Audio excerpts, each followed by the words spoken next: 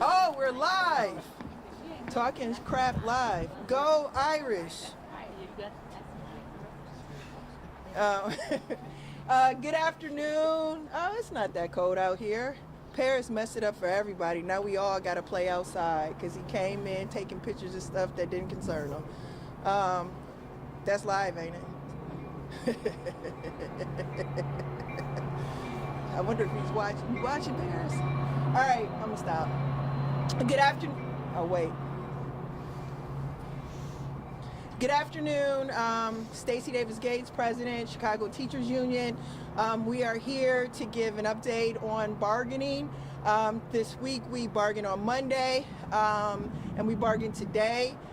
Chicago Public Schools has yet to agree to resume our 6-day-a-week bargaining schedule that we had before the Supreme Being, Pedro Martinez, got a temporary restraining order, which we believe, we have experience, has slowed bargaining significantly. To give some insight into that, I am going to ask some of our bargaining partners at the table to come and speak on it a bit. First up is our Vice President, Mr. Jackson Potter. Mr. Potter? Good afternoon. Jackson Potter, CTU Vice President, JCKSON, POTTER. We are teaching in a system that has gone from nearly 50% black educators down to 20% over the period of the last couple decades. And today at the bargaining table, we're attempting to address those racial disparities and those problems. A lot of educators who teach at predominantly black schools in low-income areas are struggling with the worst staffing levels, the harshest evaluation systems, and having the least support to serve the needs of black students. This has been a perennial issue. It's been a problem that we saw when Rahm Emanuel closed the greatest number of schools in American history here in Chicago, almost exclusively in black neighborhoods. And now the district doesn't even need to close schools to attack black educators and students. They use these other systems of evaluation, of ineffective, inappropriate staffing. And we attempted to address that today and were again denied. And that is really unacceptable for a system that attempts with a black student success plan, with this 5-year plan, to address those inequities, to then at the bargaining table refuse to actually enact the plans to solve the problems they claim to want to fix. If the board doesn't address these concerns systemically the way in which we have suggested, we will see even more of this precipitous drop in black educators, displacement of black students and families. Our proposals will address these things holistically, and we are befuddled as to why they won't even meet us halfway. Furthermore, we see that the board is not able to influence the negotiating table the way it was prior to the temporary restraining order. We heard from district representatives today that they can't move forward on anything economic without the board first evaluating it, but Pedro Martinez must schedule that meeting, which he has yet to schedule. So we are stuck in a quagmire officially with no progress, no advances, no ability to really move the needle on the things our children desperately need and deserve. And we need the board to be empowered. What the district representatives did say today, contrary, is that whatever economic proposals they are able to agree to, the Board of Education has to approve because they budget for the district. So we are hopeful that just because the courts have announced a temporary restraining order eliminating some of the agency of the Board of Education, which goes contrary to state statute, that perhaps that is now softening in the face of the need to actually make decisions, move forward, and settle a historic agreement. In a school district that is majority black and brown, to be specific, to not address the disparities that are being experienced in majority black schools with students, staff, and faculty seems like a problem. And we would think that the district that educates black children, that educates Latinx children, would want to address that with us. So today we spent time speaking about those disparities. Those disparities come back up when we talk about our Latinx students. And to have more on that, Linda Perales.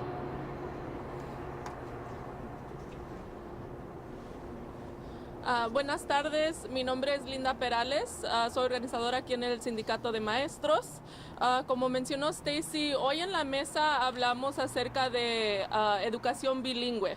Es lenguaje que aseguramos en nuestro contrato por primera vez en el 2019. Y en este contrato estamos de aún mejorar ese lenguaje porque nuestros estudiantes bilingües se merecen eso. Y por décadas, por años, por décadas, han faltado recursos en nuestras escuelas, ha faltado personal y nuestros estudiantes no han recibido los servicios necesarios. Y quiero clarificar que no es porque son estudiantes malos, maestras malas, escuelas malas, es por una desinversión histórica. Esa es la razón por la cual nuestros estudiantes tienen tantas dificultades en el salón y con su aprendizaje. Nuestro contrato está tratando de solucionar esto, porque ahorita tenemos estudiantes bilingües en un salón, quizás con estudiantes monolingües de inglés, en el mismo salón. Es lo que está pasando. ¿Cómo puede enseñar una maestra 2 idiomas en un salón? Tenemos estudiantes que no tienen libros, que no tienen currículo en su lengua nativa. ¿Cómo pueden aprender? ¿Verdad? Tenemos estudiantes recién llegados que están en escuelas históricamente afroamericanas sin el apoyo de personal, sin los recursos necesarios. Y esto no es justo. Y como mencioné, estamos tratando de remediar esto con nuestro contrato. Pero hoy CPS, cuando presentamos nuestras propuestas, poca respuesta nos dieron, ¿verdad? Pocas preguntas, pocas respuestas, no llegamos a ningún acuerdo. Y esto no es justo y nuestros estudiantes merecen más. Por eso estamos aquí, necesitamos movernos con esto, porque nuestros estudiantes merecen más, porque sabemos que cuando los estudiantes bilingües reciben lo que es necesario, todos aprenden más, ¿verdad? Eso beneficia a todos los estudiantes y es lo que queremos, que todos nuestros estudiantes sean exitosos. Gracias. You gotta say it in English now. Okay. My name is Linda Perales. I'm an organizer here at the Chicago Teachers Union and a bilingual special education teacher on leave. For years, for decades, our schools have been lacking staff, have been lacking resources, and our students haven't received the necessary services. And I want to be clear, this isn't because they're bad schools, bad students, bad teachers. This is because of historic disinvestment in our education system. And our contract is trying to remedy that. Our contract is a solution to that. Right now, we have students, bilingual students, sitting in classes with zero supports. We have students sitting in monolingual English students that require English instruction, sitting in classes with bilingual students that require Spanish instruction. How can one teacher teach both languages effectively? How can a teacher do that without resources? How can a school do that without the proper staffing? It's not possible. And that is what's happening in our classrooms right now, and that's what we're trying to fix. Our bilingual students deserve more. All of our students deserve more. And we know that when bilingual students get what they need, that means that all of our students get what they need. That means that all of our students succeed. So that's why we need CPS to actually make some movement at the table. We presented the bilingual ed proposals today with very little movement, very little questions, very little discussion, and that's not what we need, right? What we need is for CPS to move so that our students can get what they deserve. Thank you. And so we've had two speakers, Vice President Potter, Linda Perales, a bilingual special education teacher, who have very clearly said that the bargaining table is confused. Before Christmas, we were told that the Board of Education has zero bearing on these proceedings. Today, we were told that they have every bearing on this proceeding. Their lead negotiator basically said that unless they approve a budget, they can't talk to us about things in the contract that are monetary.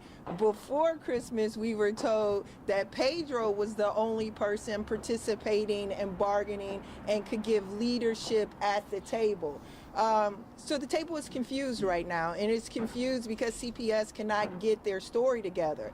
Either the Board of Education and Pedro are working together on this contract, or Pedro is working alone on this contract.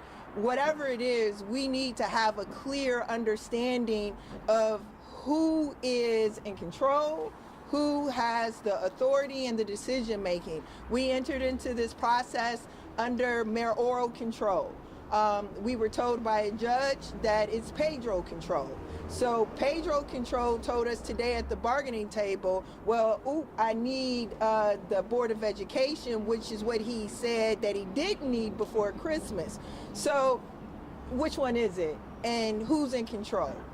Now, before we take questions, I want us to do the press conference in Spanish like we have been doing to make sure that folks get it in both languages. So I'll call up Hilario, who is another special education bilingual teacher, too.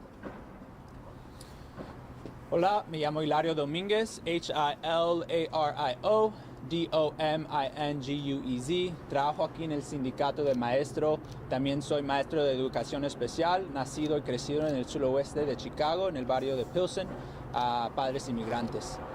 Mira, algo es bien claro. Si Pedro Martínez quisiera, todo esto se termina mañana. ¿Ok? Pero hoy CPS nos dijeron que no pueden hacer decisiones económicas sin la junta escolar. Además, Pedro Martínez ha conseguido un orden que no deja a los miembros de la junta escolar participar en las negociaciones. Si estuvieran aquí los miembros de la junta escolar, se terminaría todo más rápido y podíamos ayudar a los estudiantes de CPS. Les dejo con esto. El que quiere, puede. El que no quiere, busca excusas. Deja de usar excusas CPS y Pedro Martínez y termina con todo esto. Gracias. We'll take questions. Yeah, clearly CPS is delaying the process, trying to make time until the new board takes in power. My question is, what's CTU willing to do to put pressure on your side? Well, here's the thing. I don't know how your strategy is to get a new board to say no to lower class sizes. That's not a strategy. If the supreme being strategy is to get a new Board of Education to say no to lower class sizes, to say no to more supports for English language learners, to say no to more supports for unhoused students, to say no to recruiting and retaining Black educators, to say no to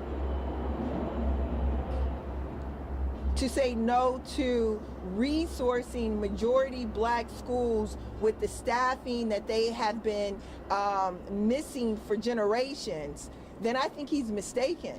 I did not meet a school board candidate, whether we supported them or not, who said no to those things. In fact, all of them said yes to those things. So if his strategy is to give it to the new board that will be sworn in on the 15th, then that's not a good strategy either, because they won't say no to supports for students. The contract is not like his contract. His contract is the contract that gives car allowances while special education students don't have transportation to school. That's his contract.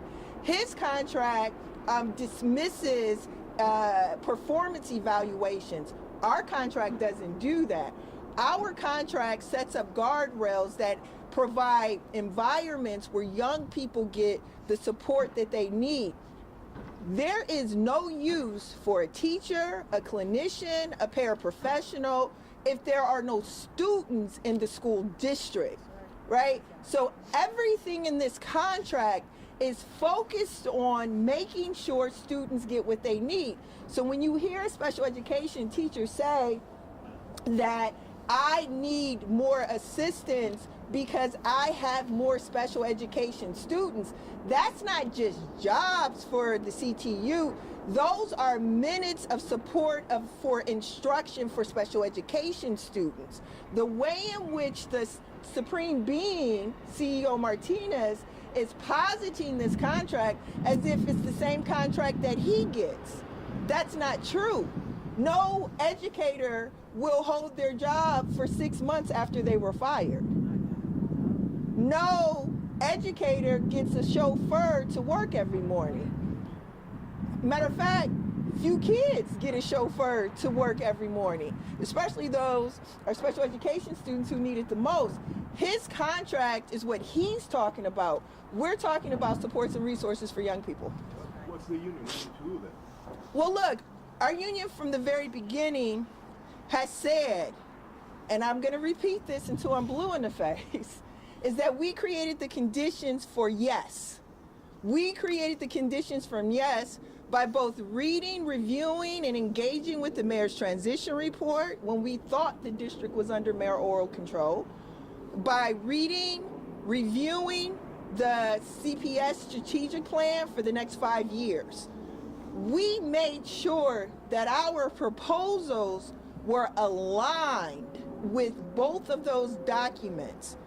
And they are aligned with both of those documents. I challenge anyone to review all 3 of the documents, our proposals, the strategic plan for the district, the mayor's transition plan.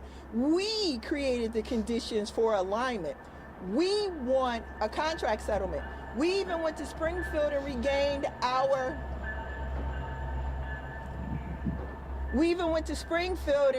our bargaining rights in order to sit at the big people's table and not have to have the fight. Any fight that comes out of these negotiations is a choice that the Supreme Being, Pedro Martinez, made. We have tried to seek compromise. We've tried to seek alignment. You haven't even seen these press conferences every day in the ways in which we've done them in years past. We have tried to seek every way of being as collegial as possible at the table. The CEO, Supreme Being Pedro Martinez, has chosen another path. That's his choice. We know what that path is. We've walked that path. We walked that path in 12. We almost walked that path in 16, and we walked that path in 19. We know what that path is, which is why we made a decision to walk, another path. He wants to walk in the 19 path. He wants to walk in the 2012 path. We wanted to chart our own course. And we spent 7 months in 2024 trying to do that. And now we are in the 8th month, I think, in 2025. Hey, man, everybody get a decision to make. So what's the deadline then? I mean, last time we talked, We- still talking about January 6th. Well, look, we tried to delay fact-finding because once we get into, like, the fact-finding, then we know that they're choosing for us to move closer to a strike. We delayed that process. Yeah. Again, every opportunity to walk beyond a strike, we've chosen. Hell, we even worked to try and get a mayor who was not adversarial to us. Remember, it was Paul Vallis and Brandon Johnson. If Paul Vallis is the mayor, he would have forced the strike, right? We believe that the mayor of Chicago would get us to a compromise with the board, with CPS and with CTU. He's been completely taken out of the process, as has been the board, is Pedro Martinez. Pedro knows what he's doing. Perhaps you guys should ask him, is he seeking compromise or is he seeking a different direction? We've been seeking alignment and compromise. Thank you all. Sorry, we got one more question. Oh. from the Facebook Live.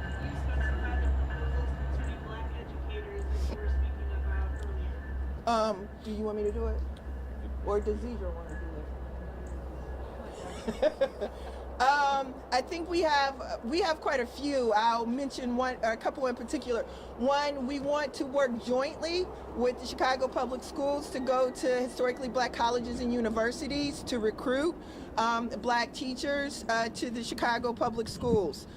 That's one thing we would like to do. Another thing that we would like to do is withdraw the penalty of any evaluation for black teachers and all teachers that teach at majority black schools. There have been 2 independent studies on the district's evaluation system that have said the same thing. Black teachers who teach in majority black schools are often rated negatively, which drives those teachers from those schools and out of the profession. Even white teachers get marginal reviews or marginal evaluations when they teach at majority black schools.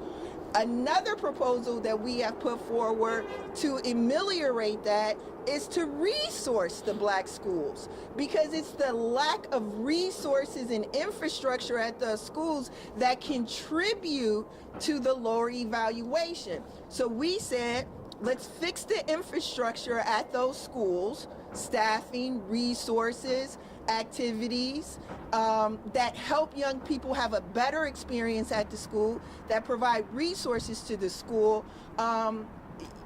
As the reports and the studies have shown, and they keep rejecting all of those things. So that's the specifics there, and there are more, but in lieu of time. Was that right? Anything else? Go Irish.